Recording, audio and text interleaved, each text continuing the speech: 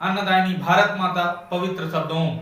सर्वप्रथम इस डायनेमिक परिवार से जुड़े हुए सभी लोगों को मैं हाथ जोड़कर नमस्ते करता हूं। आशा है कि आप लोग स्वस्थ होंगे, मस्त होंगे, अपनी अपनी पढ़ाई में व्यस्त होंगे। प्यारे दोस्तों, जैसा कि आप जानते हैं, आज हम मिस्र की प्राचीन सभ्यता पर चर्चा करने वाले हैं। तो अभी तक जो बच्चे इस चैनल को सब्सक्राइब नहीं किए हैं कर लें, क्योंकि इस पर टीजीटी पीजीटी आर्ट से तैयारी करने वाले बच्चों के लिए महत्वपूर्ण जानकारियां उपलब्ध कराई जाती हैं। तो हम बात करेंगे, देर ना करते हुए सीधे अपने टॉपिक पर आते हैं और बात करेंगे आज मिस्र की प्राचीन सभ्यता पर। यहां पर लिख लीजिए, मिस्र की प्राचीन सभ्यता या प्राचीन इतिहास भी कह सकते हो। इसे प्राचीन सभ्यता कहो या प्राचीन इतिहास कहो, दोनों चीजें चल जाएंगी। तो जो मिस्र का प्राचीन इतिहास था, प्यारे दोस्तों, यहां से चीजों को समझना थोड़ा टिपिकल हो सकता है, लेकिन हम उसे आसान बनाने की कोशिश करेंगे। देखिए, मिस्र की जो प्राचीन सभ्यता थी वो उस टाइम, या सभ्यता कह सकते हो या इतिहास कह सकते हो, दो भागों में बटा था। दो भाग कौन कौन से थे हम उस पर चर्चा करेंगे। दो भाग कौन कौन से थे? तो एक था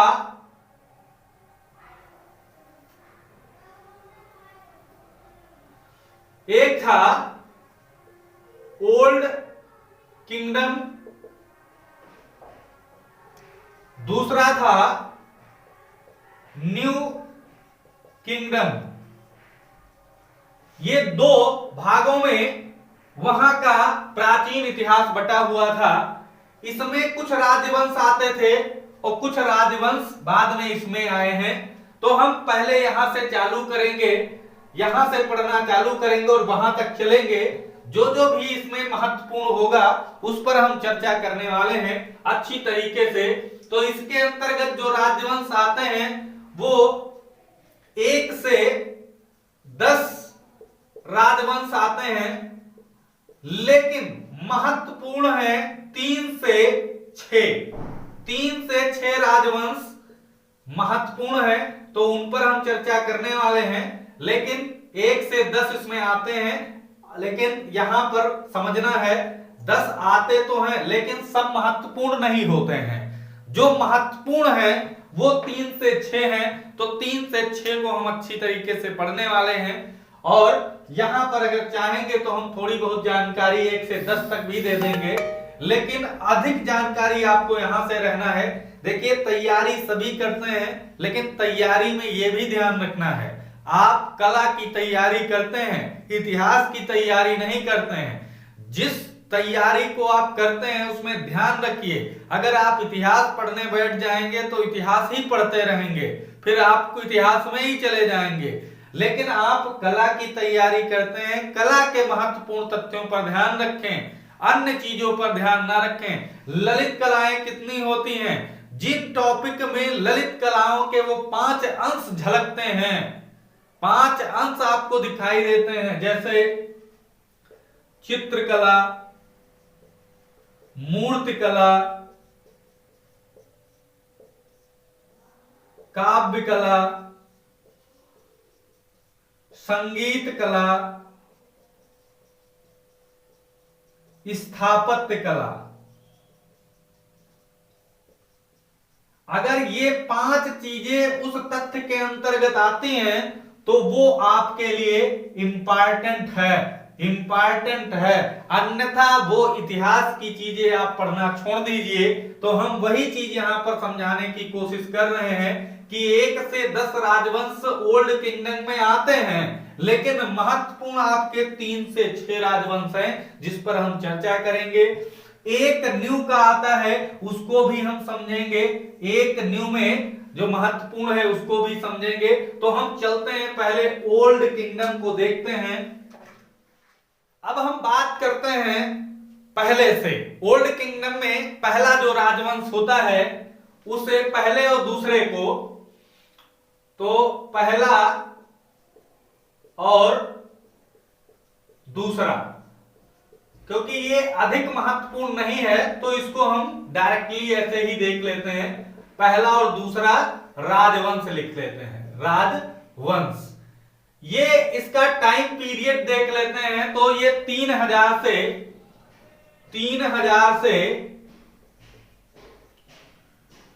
2780 ईसा पूर्व का है।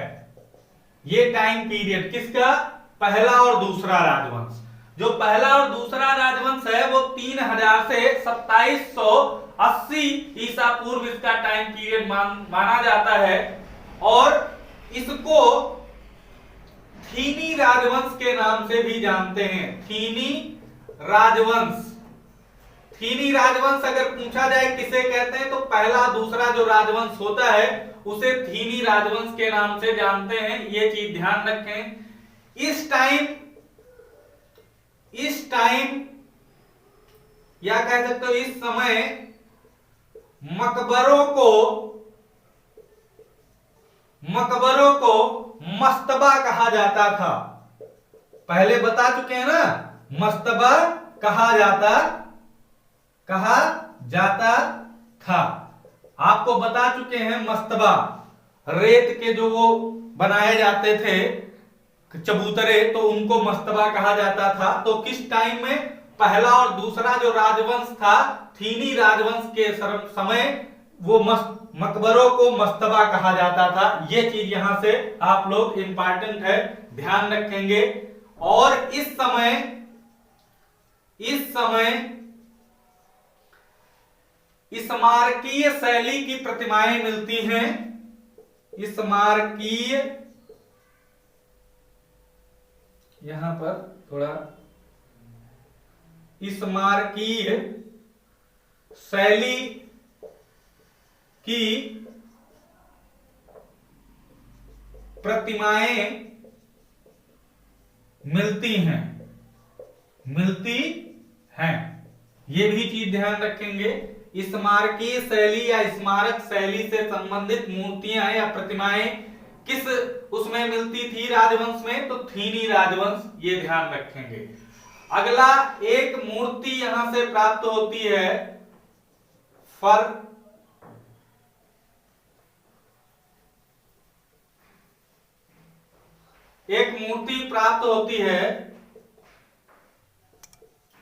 फराउन, जिसे फराहो कहा जाता है, राजा है वहां का। खसेखम, एक जो राजा था जिसे फराह कहा जाता है, फराहो कहा जाता है, फराउन। तो यहां फराउन जो खसेकम है उसकी एक जैसी दो मूर्तियां प्राप्त होती हैं।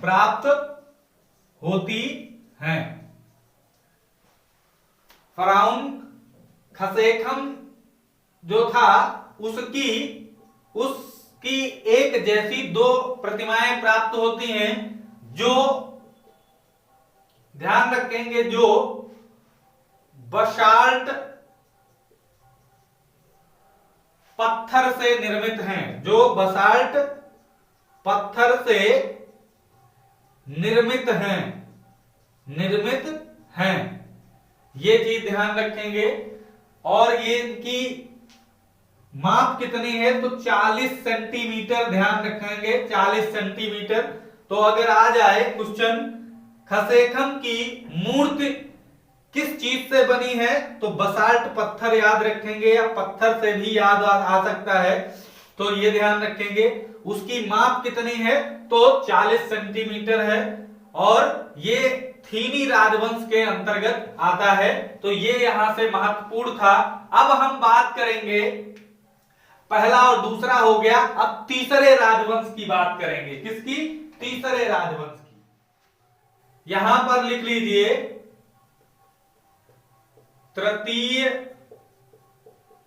राजवंश। तृतीय राजवंश का महत्वपूर्ण शासक था जोसर। ये महत्वपूर्ण था शासक उस समय का। इसकी एक प्रतिमा मिली है, ये लिख लेते हैं। जोसर की एक प्रतिमा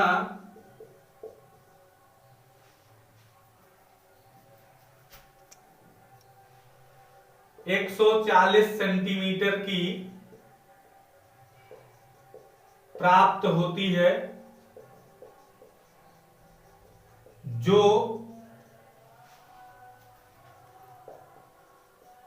काहिरा संग्रहालय में सुरक्षित है।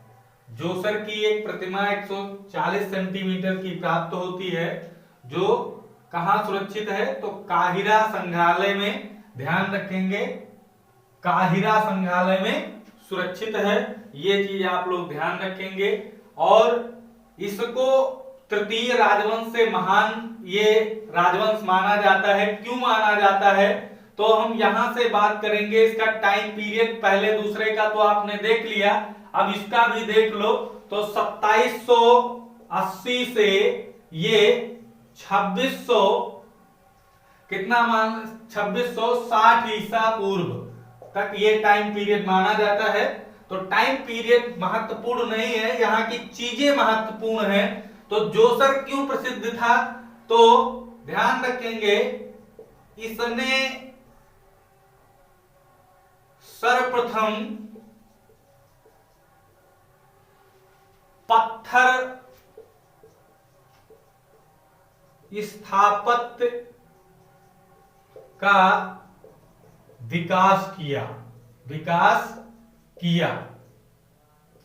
यहां से प्यारे बच्चों मोड़ आता है, पत्थर युग यहीं से चालू होता है। ध्यान रखेंगे, इसने सर्वप्रथम पत्थर स्थापत्य का विकास किया। उससे पहले तो आप जानते हैं रेत के वो चबूतरे बनाए जाते थे, जिन्हें मस्तबा कहा जाता था। पत्थर उत्तर का ज्यादा विकास नहीं था। लेकिन जब ये आया तृतीय राजवंश का जोसर, तो इसने ही सर्वप्रथम पत्थर स्थापत्य का विकास किया। इसीलिए इसका नाम स्वर्ण अक्षरों में लिखा जाता है इतिहास में। इसने सर्वप्रथम पत्थर स्थापत्य का विकास किया, ये चीज ध्यान रखेंगे। और इसी युग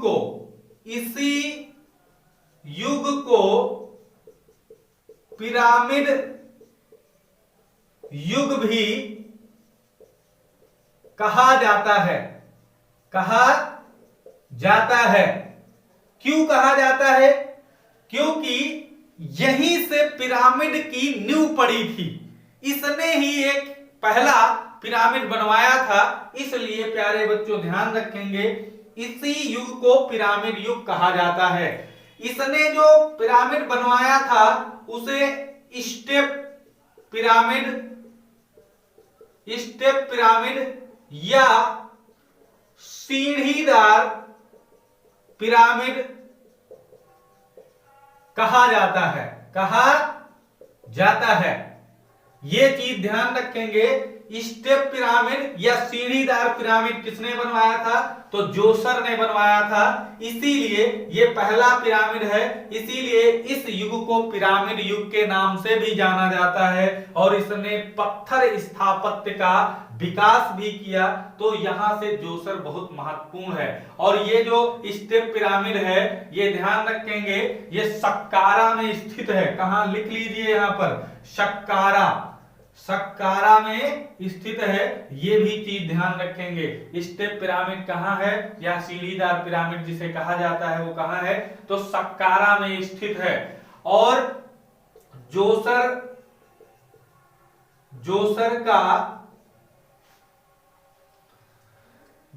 का वजीर था इमहोतप।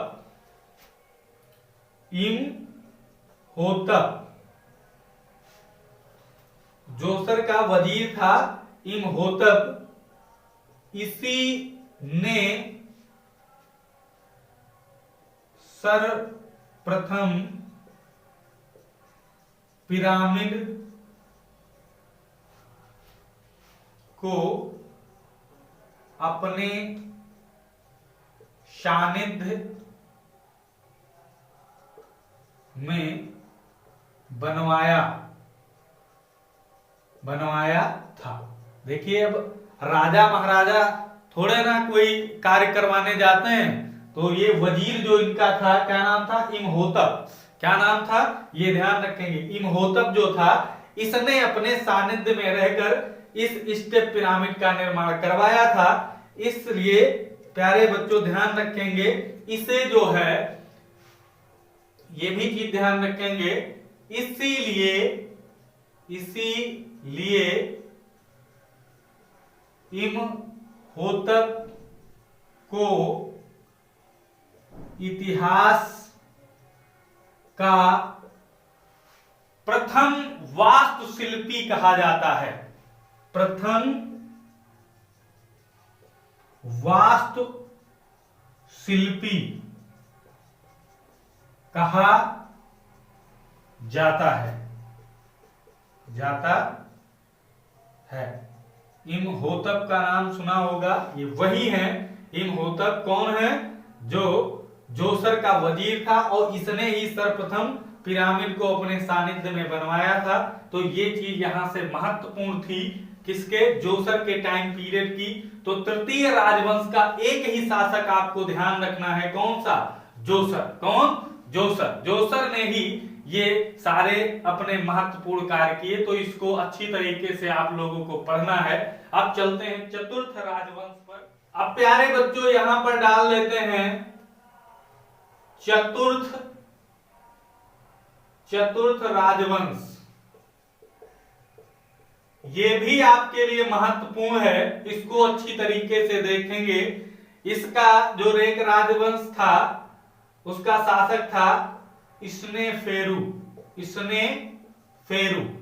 ये महत्वपूर्ण है। जैसे वहां पर देखा था जोसर था, तो यहां पर स्नेफेरू जो ये शासक था, इसके काल में कह सकते हो, या इसके ही वंश में, स्नेफेरू वंश जो इसके काल का वंश चल रहा था, इसके ही वंश में आप लोगों ने 3 पिरामिड का नाम सुना है, खुफू, खफरे और एक मैकुरे। ये 3 पिरामिड बने हुए थे। आप लोगों को पहले बताया गया था, ये 3 पिरामिड मिले थे, खुफू, खफरे और मैकुरे। ये तीनों कहां हैं आप लोगों को पता है, ये गीजा के पठारी क्षेत्र में है। तो ध्यान रखेंगे। अब हम बात करेंगे, यह सबसे बड़ा है, यह सबसे बड़ा पिरामिड है।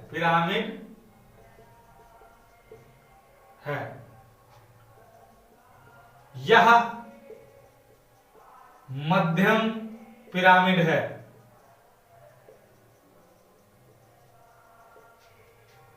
यह सबसे छोटा पिरामिड है। ये चीज ध्यान रखेंगे। ये सब इसी के स्नेफेरू का ये लड़का है खुफू का खफरे, और खफरे के बाद मैकुरे। ये ऐसे राजवंश चलता था। तो चतुर्थ राजवंश में स्नेफेरू वंश जो था वो काफी प्रसिद्ध था, क्योंकि इसी के काल में ये महत्वपूर्ण जो पिरामिड आप मिस्र के देखते हैं, इसी के राजवंश में बने हैं। तो ये आपके लिए महत्वपूर्ण है। तो यहां पर बात करेंगे, ये कितना है? 146 मीटर कह सकते हो, या 451 फीट। 451 फीट, ये दो ध्यान रखेंगे। 146 मीटर आएगा या 451 फीट। यह सबसे बड़ा पिरामिड है। और बात करें तो ये 447 फीट है, 447 फीट में है। और इसकी अगर बात करें तो 204 फीट है, या सबसे छोटा है 204 फीट। ये ध्यान रखेंगे। जैसा कि बताया गया था कि आपको लंबाई भी बताई जाएगी। तो ये 451 सबसे बड़ा, 447 दूसरे नंबर पे, और 204 फीट ये सबसे कहते हैं, मानना है कि शुरुआत में इनके पास खूब धन दौलत था तो इन्होंने बहुत सा बड़ा पिरामिड बनवा लिया। उसके बाद यहां तक आते आते इनके पास थोड़े बहुत कम पैसे बचे तो उन्होंने छोटा पिरामिड बनवाया, और यहां तक आते आते बहुत कम पैसे बचे थे तो बहुत ही छोटा पिरामिड का निर्माण हुआ था। तो ये चीज ध्यान रखेंगे आप। ये तीनों पिरामिड किस युग से संबंधित है? चतुर्थ राजवंश के स्नेफेरू वंश से संबंधित है। और खुफू, खपरे, मैकुरे ये तीन सम्राट थे। तीनों सम्राटों के नाम पर एक एक पिरामिड बना, जिसमें खुफू सम्राट का सबसे बड़ा जो है पिरामिड है। दूसरे नंबर पे जो पिरामिड आता है वो खफरे पिरामिड है, और तीसरे नंबर पे जो अंतिम पिरामिड है सबसे छोटा है वो है मैकुरे का। तो ये चीज महत्वपूर्ण है। अब यहां से और चीज महत्वपूर्ण क्या है, यह पिरामिड तीनों कहां है? यह तीनों पिरामिड गीजा के पठारी क्षेत्र में स्थित हैं। ध्यान रखेंगे। और क्या महत्वपूर्ण है यहां से, तो ये जो है खफरे यहां से स्फिंक्स, ध्यान रखेंगे, स्फिंक्स जो मूर्ति है वो इसी खफरे पिरामिड के सामने बनी हुई है। स्फिंक्स मूर्ति जो बनी हुई है वो खफरे पिरामिड के सामने बनी हुई है। तो यहां पर लिख सकते हो स्फिंक्स मूर्ति खफरे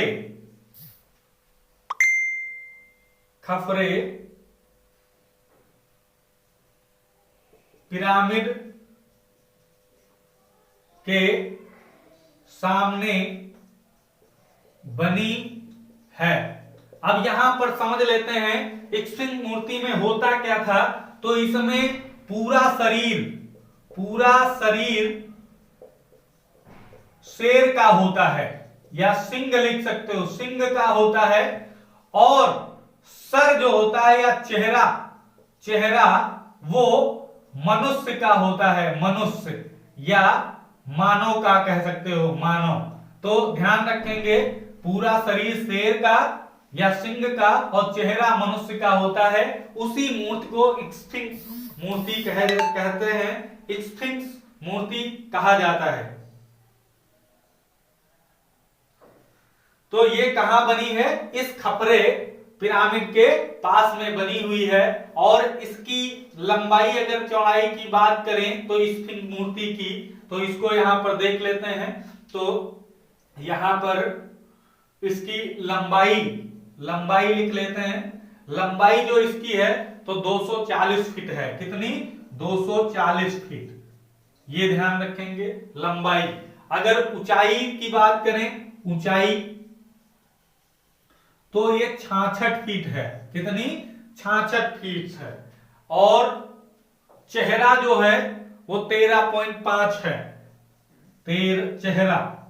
चेहरा है 13.5 फीट, या कह सकते हो 13.5 फीट, 13.5 फीट या 13.5 फीट। पंजे जो है, पंजे काफी बड़ी है। पंजे 50 फीट के हैं, 50 फीट के पंजे हैं। और एक चीज ध्यान रखेंगे, अब जब इसमें पूरा शरीर तो सिंह का हो गया, चेहरा किस मनुष्य का है ये क्वेश्चन पूछा जा सकता है। चेहरा जिसकी ऊंचाई कितनी है? चेहरा की ऊंचाई है 13.5 फीट। तो चेहरा किसका है ये बताना है आपको। आइसिस के पुत्र होरस की है। होरस, आइसिस,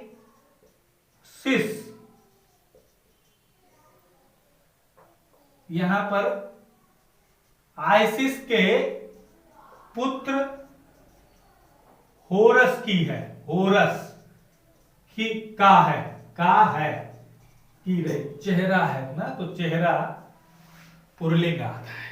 तो होरस की है। किसका है? होरस का। ध्यान रखेंगे सभी बच्चे। जो वो स्फिंक्स मूर्ति में जो चेहरा है वो किसका है? आइसिस के पुत्र होरस का है। तो ये भी चीज ध्यान रखेंगे। थोड़ा इसे इरेज करते हैं, फिर बात करते हैं।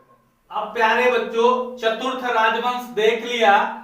उसके बाद चतुर्थ राजवंश के बाद आप देखते हैं अंत में मैकुरे के पिरामिड तक धन दौलत सारा समाप्त हो जाता है। अधिक धन दौलत नहीं बनता है, इसलिए स्टेप बाय स्टेप छोटे होते जा रहे थे पिरामिड।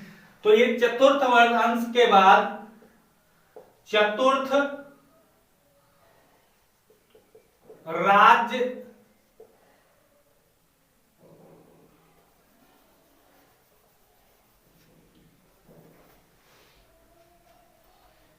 तो ये यहां पर एक स्टेप लिख लें। चतुर्थ राजवंश के बाद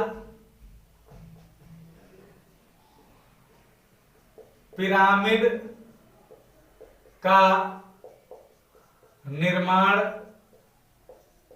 बंद कर दिया गया। बंद कर दिया गया क्योंकि इसमें बहुत अधिक धन और श्रम की आवश्यकता होती थी।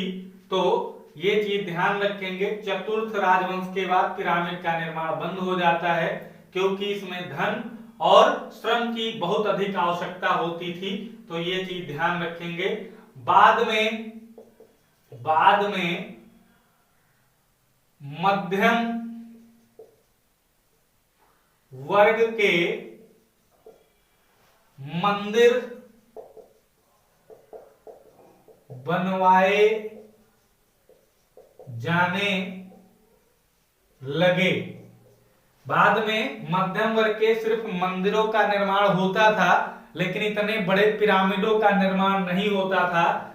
तो जैसे एक उदाहरण के तौर पर लिख लो, जैसे पांचवें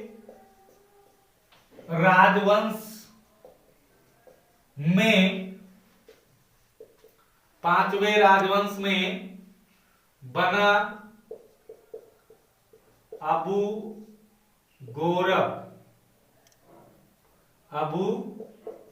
गोरब का मंदिर।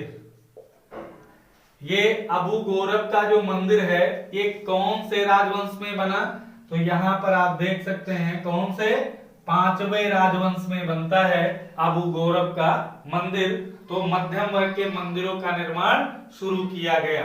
अब यहां पर महत्वपूर्ण चीजें थोड़ा देख लेते हैं। पिरामिड युग को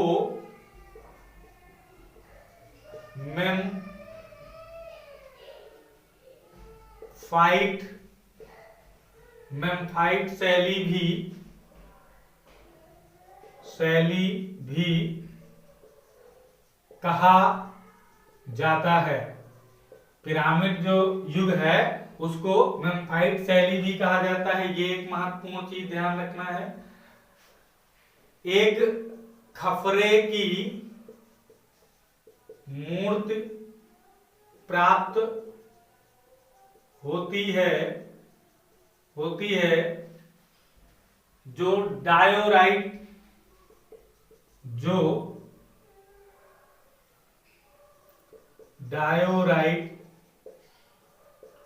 पत्थर से बनी है। ये चीज महत्वपूर्ण है। खफरे वही जो सेकेंड वाला पिरामिड था जिसके शासक का।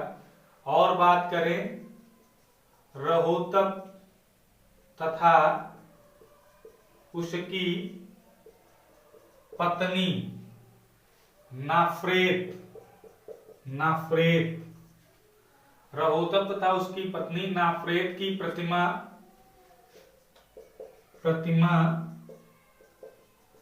प्राप्त हुई है जो चूना पत्थर से निर्मित है। किससे निर्मित है? तो चूना पत्थर से निर्मित है। ये ध्यान रखेंगे। अब महत्वपूर्ण कला से दो टॉपिक थोड़ा लिख लेते हैं यहां पर। उत्कीर्ण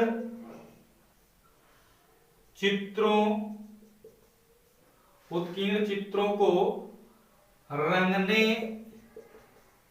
की कला का विकास।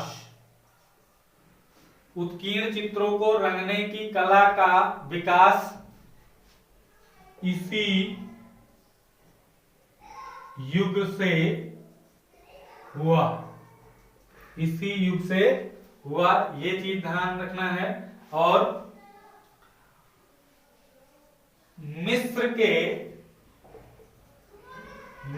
के प्राचीन राजवंशों में पांचवें राजवंश से चित्रकला की उन्नति मानी जाती है। मिस्र के प्राचीन राजवंशों में पांचवें राजवंश से चित्रकला की उन्नति मानी जाती है। ये चीज महत्वपूर्ण है, आप लोग ध्यान रखेंगे।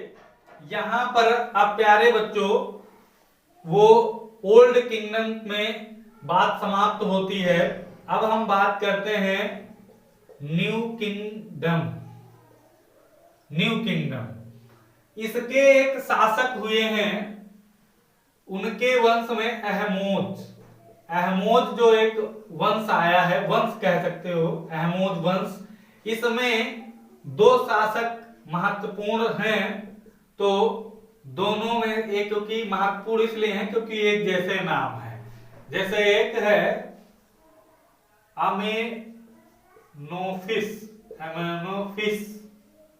अमेनोफिस फर्स्ट एक है, और अमेनोफिस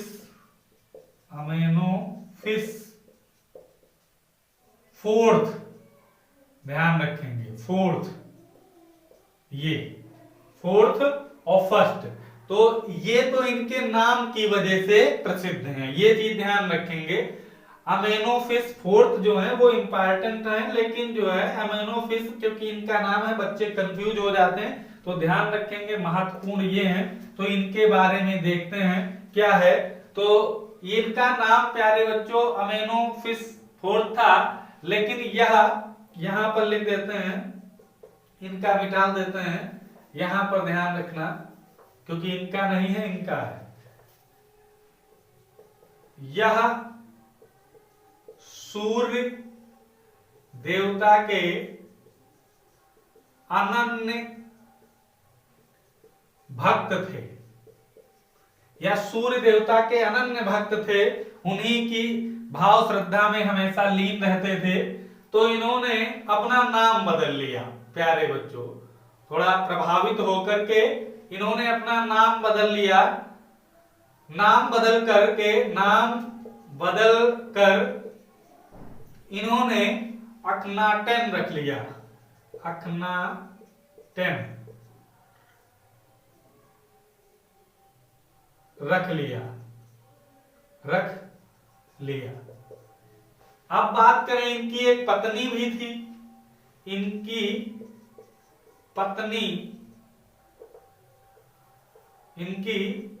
पत्नी थी जिसका नाम नेफरतिति था। नेफरतिति नाम था।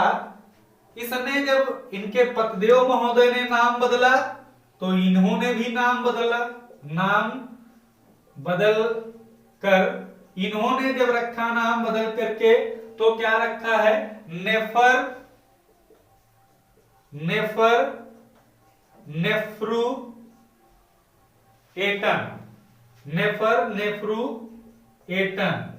ये नाम बदल कर रख लिया।